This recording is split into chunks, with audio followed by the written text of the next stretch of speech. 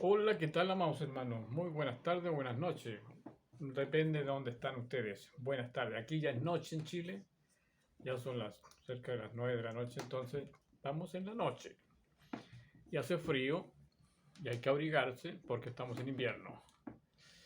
Amados hermanos, voy a conversarles acerca de un concepto, una palabra que no se ha comprendido bien porque hay ciertas cosas que la acompañan que tampoco se han entendido bien, y es precisamente que tiene que ver con el lenguaje que nosotros usamos, ¿no es cierto? Eh, Gracias a Dios que existe un lenguaje universal. Aunque existan muchas lenguas, es decir, muchos idiomas, cuando los traducimos, buscamos la palabra que quiera decir exactamente lo mismo que en otro idioma, ¿no es cierto? Por ejemplo, heart, ¿qué es lo que es heart? En inglés, tierra. Bueno, ya sabemos que eso es tierra, pero hay gente que no sabe eh, comprender el significado de las palabras que están dichas en otro idioma, porque para esto hay que aprender idioma, ¿no es cierto? Hay que aprenderse el idioma, y hay gente que se dedica a traducir los idiomas a otro idioma. Entonces, nosotros usamos en lo que ya otros hicieron. Otras personas profesionales encargados de estudiar lenguas tradujeron la palabra escrita, que es la Biblia escrita en griego, ¿cierto? En latín. Antes del latín estaban los escritos en hebreos, pero hay muchos que se tradujeron por los griegos, entonces estaban escritos en griego en los días de Jesús, muchos libros. Pero lo normal era que fueran escritos por los mismos israelitas, entonces era el hebreo, ¿cierto? Arameo, etc. Entonces, pero ya nosotros tenemos en el siglo XXI Biblias que han sido traducidas por expertos, de modo que debemos confiar en que buscaron las mejores palabras, las mejores traducciones, trabajaron gente erudita en ese sentido, y además que tenemos que creer que Dios estaba presente en el momento en que estaban haciendo estas traducciones aquellos varones que estaban al servicio de Dios. Entendemos que Dios gobierna las mentes y los corazones de los hombres. Aquí no se mandan solo los hombres. Así que si aplicamos esa fe, esa confianza, debemos entonces andar confiado en que cuando leemos una Biblia, sobre todo una Biblia que sabemos, por supuesto, que no ha sido manipulada, porque hoy en día sí la están manipulando porque son demasiados los errores, ¿no es cierto?, en los cuales los intérpretes fabrican una Biblia errada, no que el original esté errado. Entonces, amados hermanos, quiero decirles que yo he visto algunas comparaciones de Biblias, de textos, comparo textos, no Biblias enteras, porque es mucho hacer eso, pero textos, y los comparo con algunas otras iglesias y veo que me parecen cuerdos los conceptos que se emiten allí en esas traducciones. Como por ejemplo, vamos a analizar Mateo capítulo 24. Mateo en el capítulo 24 y el versículo 34. Este es un versículo que se necesita entenderlo muy bien para poder encontrarle la lógica a lo que decimos los preteristas. Los preteristas hemos llegado a la conclusión de que todas las cosas están cumplidas en el pasado, sobre todo en el tiempo en que Cristo vino, porque este es el versículo fundamental de todo el preterismo. O sea, es uno. Hay varios, hay muchos versículos que tienden a decir exactamente lo mismo que dice este. Pero este sí que es, para mí, desde mi punto de vista, es muy importante comprenderlo bien. ¿Y qué dice este versículo? Entonces eso lo vamos a escribir primero y ahí continuamos. Bien, entonces este versículo dice lo siguiente. Aquí está. No pasará. Esta generación, hasta que todo lo que Jesús dijo, y yo podría decir todo lo que está escrito, sea cumplido. Entonces, esta cosa que está escrita aquí, estas palabras que están escritas aquí, tienen o forman una oración. Entonces aquí vamos a recurrir a la gramática, ¿no es cierto? El uso de las palabras, ya que dije que esto es un lenguaje, una forma de comunicarse. Dios está usando el lenguaje que todos los hombres usan, que son las palabras, ¿no es cierto?, que expresan la voluntad, en este caso la voluntad de Dios a través de Jesús. Se transmite la voluntad de Dios. Lo que hace Jesús es decir lo que Dios va a hacer. Entonces aquí está diciendo lo que Dios hará en un tiempo. Esto está señalando un tiempo en el cual lo que Jesús trae como cumplimiento de la palabra de Dios prometida por Dios a través de los profetas y a través de la ley, y que antes había hablado por los ángeles. Todas esas cosas que resumió Jesucristo en un solo contexto, es decir, mi evangelio, ¿no es cierto?, la tiene que hacer Jesucristo en el tiempo que aquí, en esta frase está diciendo. En esta frase está diciendo el tiempo en que las cosas que han venido desde mucho tiempo anunciadas por los profetas, las tiene que realizar Jesucristo, porque Jesucristo es el verbo. Y verbo significa la acción. Verbos, acción. O sea, Jesús tiene que consumar, porque Él es la acción. Lo que todo el mensaje de Dios a través de los tiempos había sido manifestado. Es decir, veamos, la promesa de Abraham, aquí en esta generación. Lo que le prometió a Noé, aquí en esta generación. Fuego, ¿no es cierto? No más agua, fuego. Lo que dijo acerca de Sodoma y Gomorra, ¿cierto? Aquí también, en esta generación. Lo que se dijo de Salomón, que un hombre más sabio que Salomón no había, pues aquí cambian las cosas. Aquí hay un hombre en este tiempo que está indicando aquí Jesús. Aquí está manifestado el hombre más sabio que Salomón. ¿Qué dice la Escritura? Que todo lo que Dios había dicho era eterno. Aquí hay eternidad. En esta generación comienza, está el inicio de la eternidad. Y habiendo dado el inicio, todo el resto está sujeto a ese inicio. Entonces, por eso es importante esta frase, esta oración. Esta es una frase, pero en gramática se conoce como la oración, porque aquí hay un montón de cosas dichas. Primero que nada, dice que el no pasar, no pasará. ¿Qué significa no pasar? Esta palabra pasar significa traslado. Es una transportación, un traslado. Traspasar algo. De ahí viene el pasar. No significa que esto, como lo traducen algunos, signifique terminar o morir. No tiene nada que ver eso. Por ejemplo, no morirá esta generación. Sí, podría servir, pero mientras no entendamos qué es pasar. Toda generación pasa porque viene otra.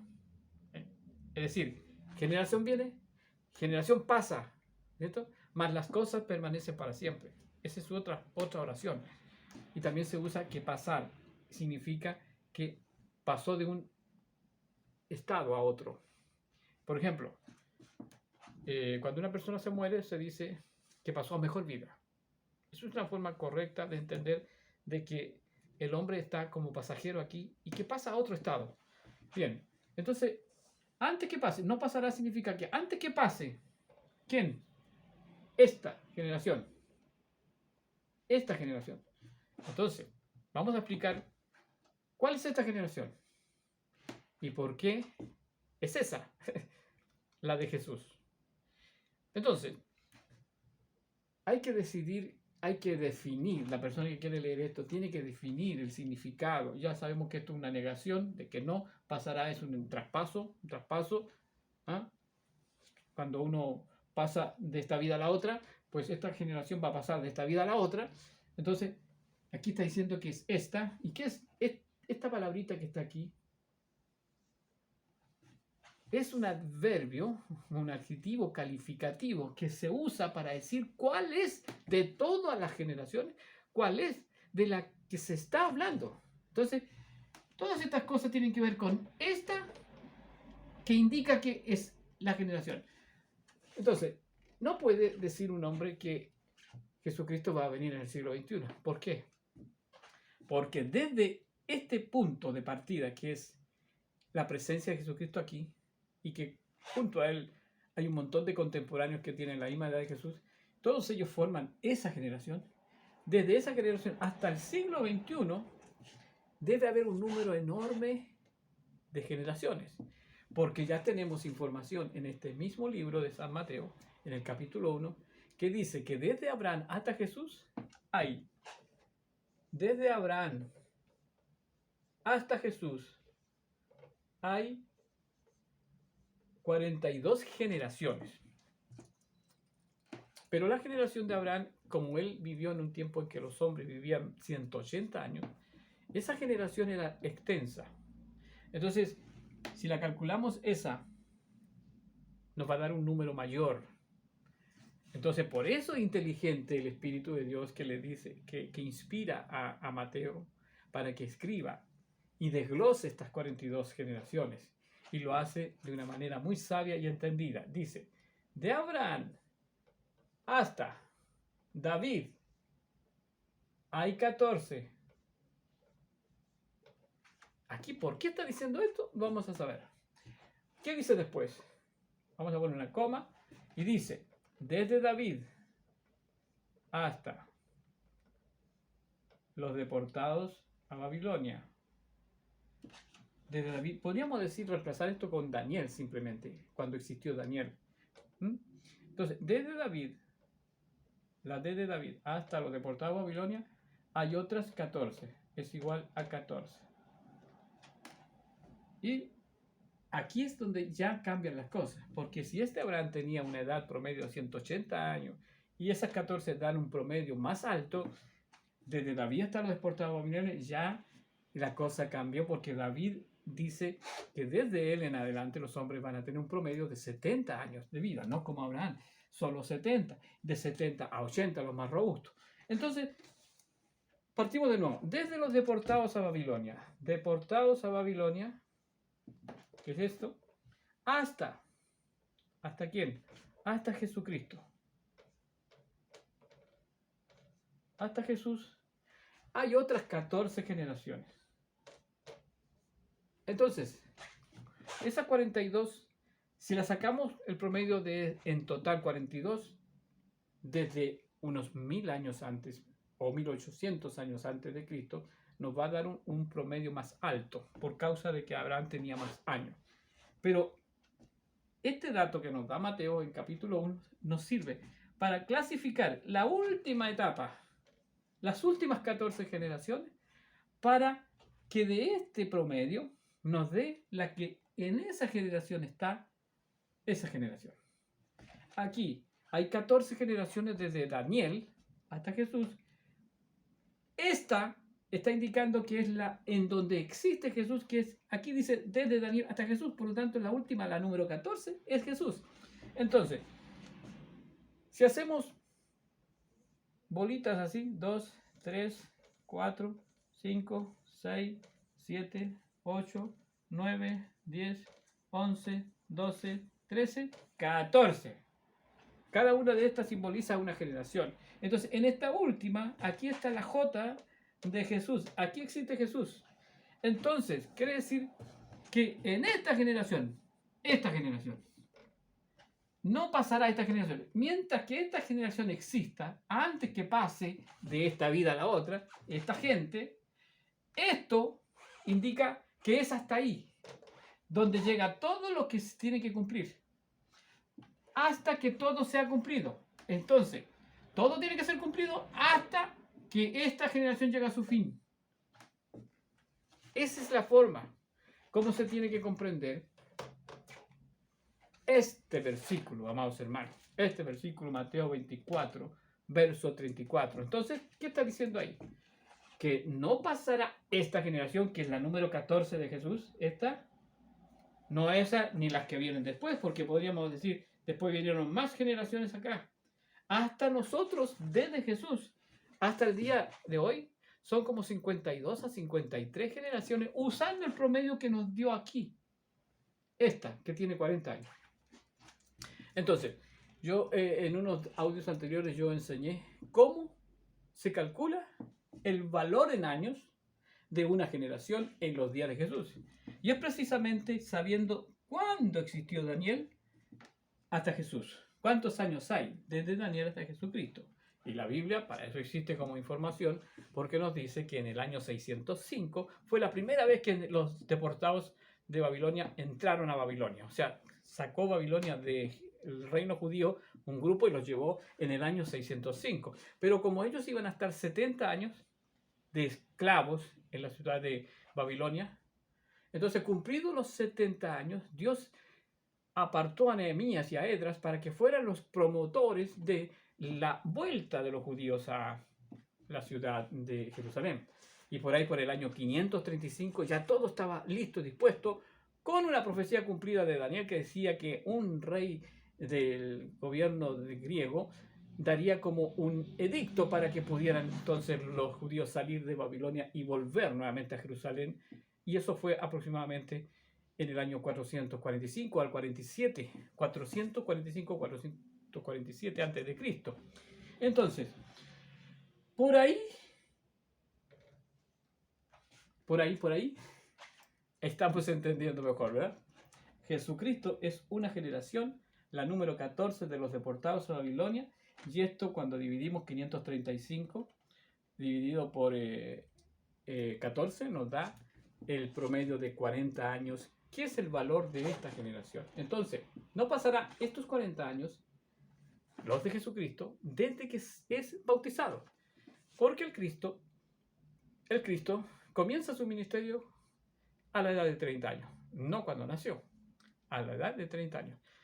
Entonces hay otra información que la vamos a tomar después para poner el punto de partida donde inicia la generación. Porque yo le estoy diciendo que fue a los 30 años, y usted tendría que confirmarlo, ¿no es cierto? Pero eso también está escrito de otra forma, en otra profecía que da el inicio del ministerio de Jesucristo a la edad de 30 años. Y es precisamente el mismo profeta Daniel que nos escribe en el capítulo 9, donde nos dice que de las 70 semanas que están destinadas, determinadas para el pueblo hasta el advenimiento de Jesucristo en su segunda venida. ¿Entiendes? Porque hay que hacer una diferencia, amados hermanos. Dentro de esta generación se tienen que cumplir todas las cosas que están aquí, como dicen, hasta que todo sea cumplido. O sea que todo tenía que ser cumplido dentro de esa generación, antes que pasara esa generación, antes que acabara, antes que se terminara esa generación, antes que pasara de este mundo al otro, esa generación de Jesucristo, todas las cosas tenían que cumplirse. Por lo tanto, vamos a ver que el tiempo es muy importante entenderlo. Si aquí tenemos 40 años, todas las cosas pueden pasar, todas al fin del día. Algunas pasan al principio, al amanecer, otras pasan a mediodía y otras pasan al anochecer. Pero la Escritura nos dice que es al anochecer cuando viene Jesucristo en su segunda venida. De este día es un tiempo. El tiempo es una generación. Son términos que se usan para poder explicar de qué se está hablando. Entonces, esta generación, como son 40 años, yo digo que es del año 30 hasta el año 70. Entonces, si yo lo quiero expresar de una manera más fácil de comprender, digo que esto es un día. El día tiene mediodía, tiene un amanecer y tiene un anochecer.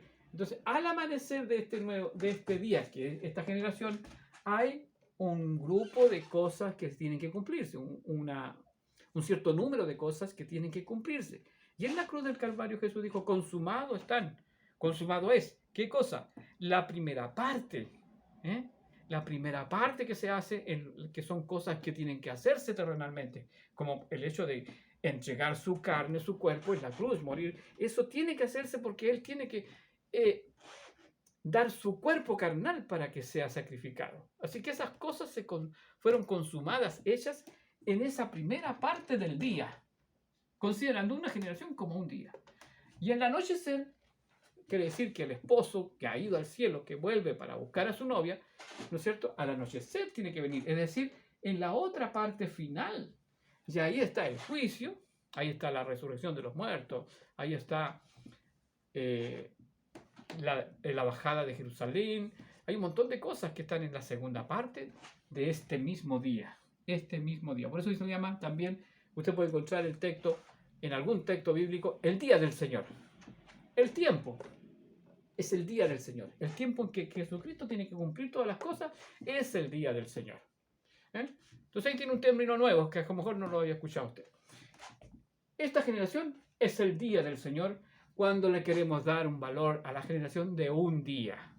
Y podemos hacerlo porque tenemos que buscar la forma de explicarle a los que no entienden. Entonces son formas de entender. Ok. 42 años son desde Abraham, 42 generaciones desde Abraham. No nos sirven las 42 para calcular, nos sirve solamente la última etapa que dice Mateo capítulo 1, que son 14 generaciones desde los deportados a Babilonia hasta Jesús. Bien, amados hermanos, esta es la primera parte que vamos a explicar por ahora.